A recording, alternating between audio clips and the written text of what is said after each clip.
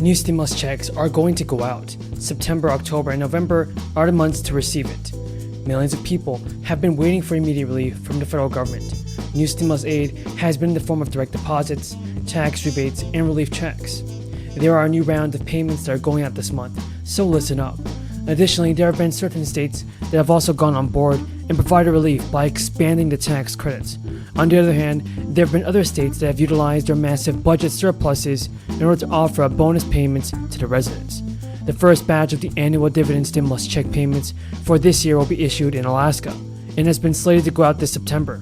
Governor Mike Dinwiddie went on to approve the historic payment amount of around $332 in June, and the cash is supposed to come in earlier than usual. Citizens of the state who have already received direct deposits will also start seeing the money reach their bank accounts on the 20th of September. The paper checks will be sent out in the 3rd of October. The payment of $3,200 also includes a couple of checks that have been assimilated into one check. The first round will be a $2,500 payment from the Alaska Permanent Fund, which would pay a dividend of the oil wealth that this state has to every resident every year. The payout for this year has been high, and the Permanent Fund has been able to disperse it ever since it was created back in 1982. And also in the state of California, Gavin Newsom recently signed the state's budget back into June, which would include a sum of $17 billion that will be issued as a stimulus check tax rebate to provide some sort of. It has been estimated that close to 23 million people would also be in line for these checks. According to the Franchise Tax Board of California, payments will be distributed between October 22 and January 2023. It has been slated that the payouts, as well as the eligibility, would be dependent on the household size and the status of one tax filing. And according to economists, Federal Reserve officials have spent the last week indicating rate hikes will continue in order to bring down rising prices, but this risks intensifying inflationary measures. U.S. job growth cooled in August, but hiring likely remained healthy enough last month for the Federal Reserve to approve another jumbo interest rate when it meets later this month.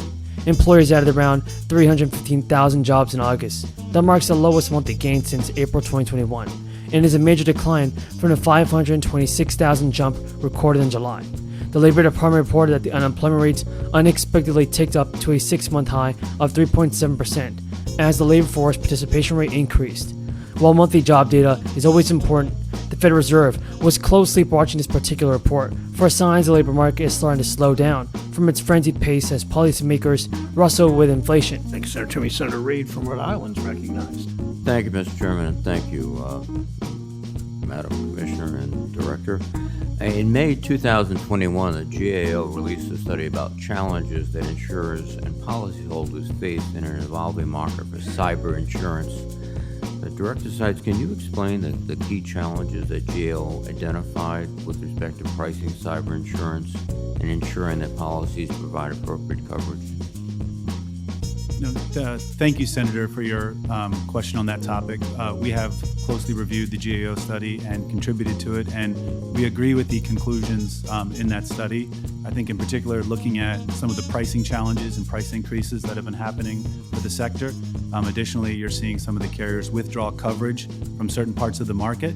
I think in particular, an area of focus for our office as we administer the Terrorism Risk Insurance Program is the extent to which cyber coverage is available to small and medium enterprises.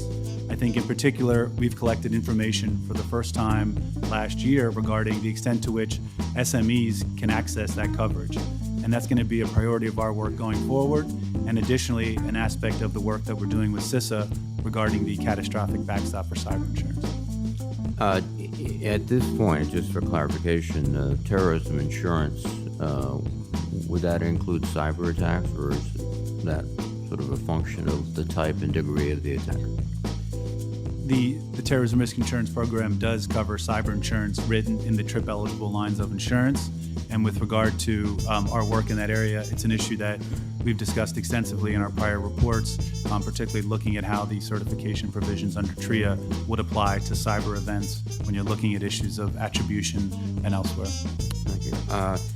Commissioner Bahrain and Director Strides, how are NAIC and FIO respectively working with the insurance industry to address these challenges of cyber insurance? And every day there seems to be a new dramatic challenge presented by cyber or something. So this is the beginning, not the end of our discussion. Madam. Thank you, Senator. I would say with respect to the NAIC, the first thing that we've done is develop a cybersecurity supplement by insurers for insurers' annual statements so that we can track very closely and gather information about insurers who are writing cyber insurance coverage in the U.S. We utilize the data that we've captured within this cyber supplement to monitor the risk and monitor what's happening in the markets. I think what we can confirm is that between 2020 and 2021, there was an increase of approximately 75% in direct written premium, but it's very clear that growth was due primarily to pricing increases rather than additional coverages. And so our data confirms that along. They've chosen to focus on a completely different set of issues. For example, let's look at the recent reckless tax and spending bill. Our Democratic colleagues, although we have worked together constructively on bipartisan legislation, in this case decided to pass a partisan bill to spend $740 billion strictly along partisan lines.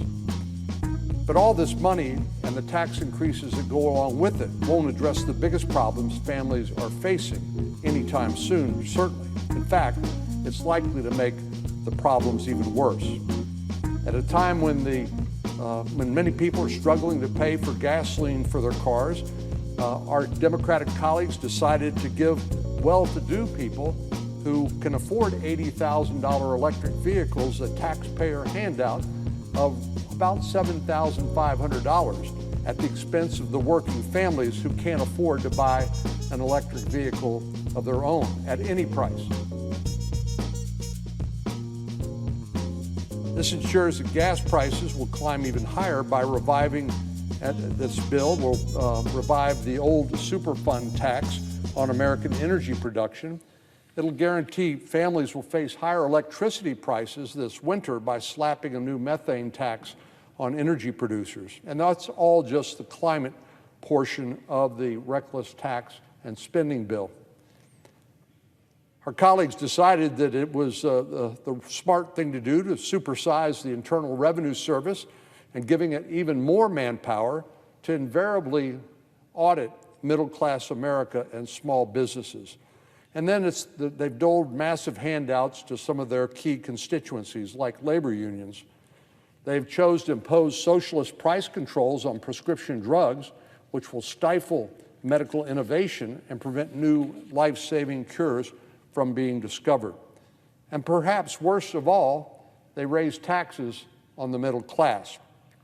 I know President Biden promised time and time again to never raise taxes on anyone earning less than $400,000 a year. And our Democratic colleagues still claim that this bill makes good on that promise. But that's simply not consistent with the facts. It's not true. The Nonpartisan Joint Committee on Taxation has confirmed it. The JCT found that taxpayers